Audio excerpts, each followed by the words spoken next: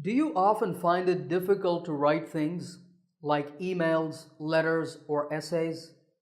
Do you sit down to write something and then realize you don't know what to write? If your answer is yes, then this lesson will help you to overcome exactly these problems because I'm going to teach you a very simple trick that you can use to write anything easily, quickly, and effectively. This is a process used by the best writers in the world, and it's called the power writing method. You can use it to write emails for work, essays for your English exam. You can use it for letters, business reports, blog posts, stories, basically anything that you need to write. But you might be asking, why is it called power writing? Well, power refers to the 5 stages of the writing process: prepare, organize, write, evaluate, and review. This is the order you will follow, and it will allow you to write without getting stuck by focusing on one task at a time. So let's start with the first stage, prepare. Before you write anything at all, you must prepare for it. This is because the reason we often struggle to write is that we don't have enough ideas when we put pen to paper. So the most important task of writing is to come up with good points before you write. So this is the very first stage. Before you write a single sentence, you're going to collect ideas. And here's how you do it. You take your paper and pen, or you can do this on your computer if you wish, and you note down anything that comes to mind. Don't criticize your ideas. Don't leave out or discard anything. Whatever you get, write it down. Don't worry about organizing your ideas. We'll do that in the next stage. Also, don't worry about grammar, spelling, or punctuation. Remember, we just want ideas, so if there are mistakes, no problem. And keep doing this until you have no more ideas. As an interesting note, this process of coming up with ideas is called brainstorming. Okay, let's look at an example of how to do this. Let's say you're in an English exam and you have to write an email of complaint. Here's your task. You recently purchased an item online, but you are not happy with it. Write an email of complaint to the manager of the shopping website. Say what you bought, why you are not happy with it, and what action you expect them to take. So let's start by collecting some ideas for this. So what kinds of things can we buy online?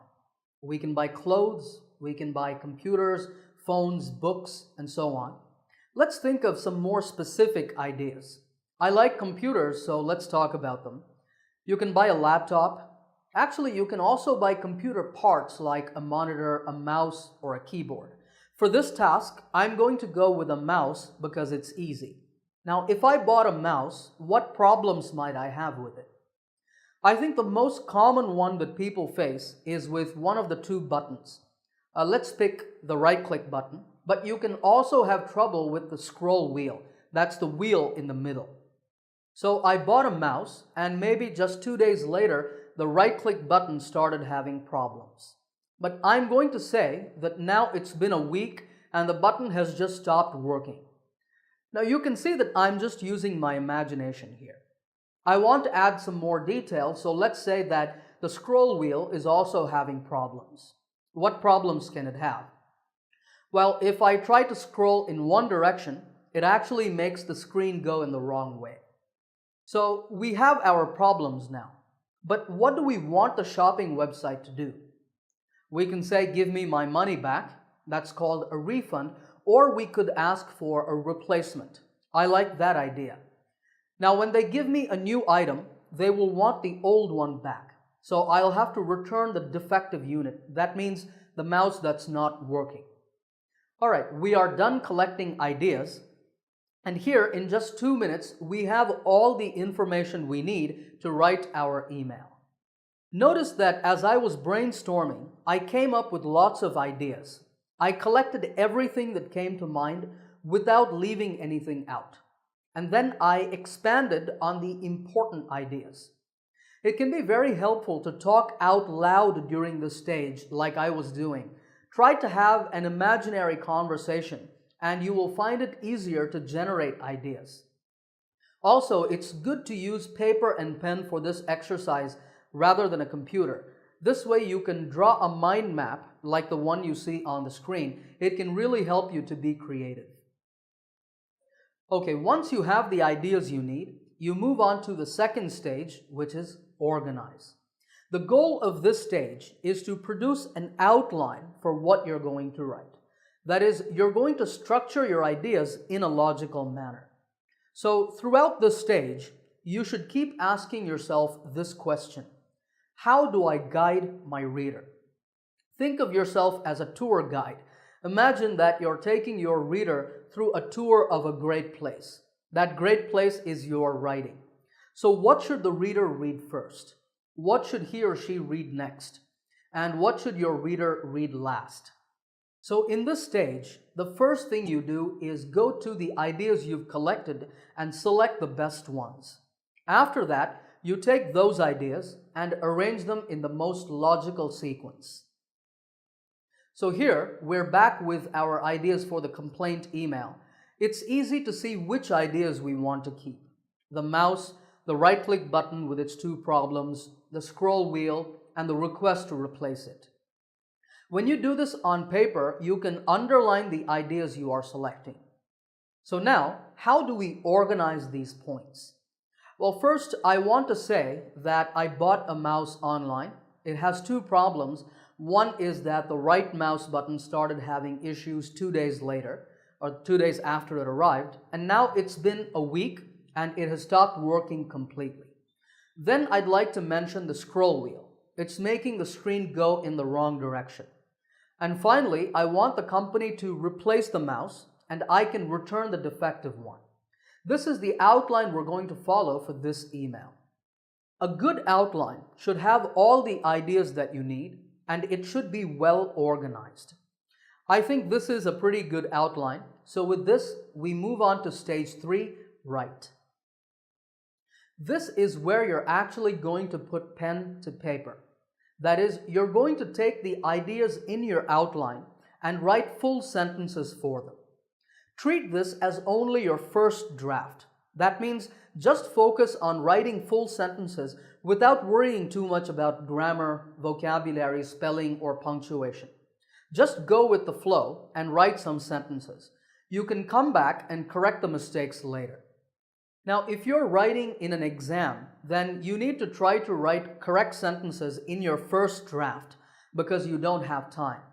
But in all other situations, leave the corrections for later. Sometimes, as you're writing, you might think of some additional ideas to include, or you might want to remove something or move ideas around. That's okay. It's a natural part of the process. All right, let's go back to our outline and write some full sentences. So here I have the outline that we created. I've added a few words here and there to make it easy to understand. The first point I want to mention is my purpose for writing. So I can take this idea and put it in a sentence like this. I am writing to complain about a computer mouse I purchased recently from your webpage. There are some mistakes in this sentence, but that's on purpose. Don't worry about them for now. Okay, so just like this, we need to take all of the other ideas and put them in sentences. I'm going to show you my first draft in a moment, but I want you to think about how you would write sentences for these ideas. Pause the video, think about it, then play the video again and check. All right, here it is. You might notice that there are errors in grammar, spelling, and punctuation, and there are also some poor word choices. That's okay. We can come back to them. Remember that we are only trying to produce a first draft here. But you can already see that our email is coming together nicely. And now that we have a draft, we move on to the next stage, evaluate. This is the stage where you check your work. This is also called proofreading. There are 4 things you need to look at: vocabulary, grammar, spelling, and punctuation. First, you check if you have used the right words to express your ideas. Then you check to see if there are any grammatical mistakes you need to correct. After that, you check if you have spelled all the words correctly. And finally, you look at your punctuation, that is, periods, commas, question marks, etc., and make any corrections that are necessary. Alright, we're back to our first draft. Before I make any corrections to this, I want you to try doing that. There are a total of 8 errors in this email. 2 in vocabulary, 2 in grammar, 2 in spelling, and 2 errors in punctuation. Stop the video, try to correct them, then play the video again and check. Okay, let's talk about vocabulary and word choice first. In the first line, I've said web page. This should be website, because a web page is just an individual page. The company is the website. And in the very last line, I've said delivery guy. This sounds a little casual. And also the person delivering the replacement might be female. So it's more professional to say delivery person. These are the changes that I made in word choice. Let's talk about grammar. Notice I've written the scroll wheel have started. Scroll wheel is a singular noun, so it should be has. And where we make the request for the replacement, it says if you could send. It should be send. Let's move on to spelling. The first error is writing. It has an extra T. And the second is immediately, which is missing the E. And finally, let's look at punctuation. The first error is that there is a period or full stop missing after completely. And then after I would appreciate it, there is a comma which should not be there. How many of these errors did you identify? Let me know in the comments. Now, as I was reading this draft, I realized that in a real email, you would give details of your order. So I quickly came up with some imaginary order details and put them at the end before the closing. And I also thought it would be useful to say, see order details below in parentheses or round brackets right at the beginning. So here we have our final draft, and it looks pretty good to me. So now we move on to the final stage, review. Okay, by now, you will have a pretty good piece of writing that is almost ready to go out into the world. But before that, it's always a good idea to go over it one final time to make sure that it reads well. You do this to check that what you have written has the intended effect on the reader, that is, the effect that you want. If you're in an exam situation or you're writing a quick email at work, all you need to do is just give it a read before you hand in your paper or hit the send button. But if you have time, or if you're writing something longer like a report or a story, then the best practice is to not review it immediately. This is because after you finish writing, your mind will still be full of the same ideas. Instead, you should leave it and come back to it the next day, or at least after a few hours. This way, you will look at it with a fresh pair of eyes, and it will be easier to notice any last-minute corrections that you need to make. When you review, it's good to read it out loud and not just silently in your head, so you can check if your writing sounds natural. And finally, if you can, ask someone else to read it and give you their feedback. Just don't do this in an exam. If you've gotten this far, then congratulations, you have now used the power writing process to easily, quickly, and effectively produce a written work. Now, in this lesson, I showed you how to do this with an email. But remember that this process works in the same way for anything that you need to write. All right, let's do a quick recap of what we've learned in this lesson. You begin the writing process with the prepare stage. This is where you collect or brainstorm ideas. You then organize your ideas into an outline that you can use to write. Then you go on to the write stage, where you expand your outline into full sentences and produce your first draft. After this, you evaluate or proofread the draft to correct any errors.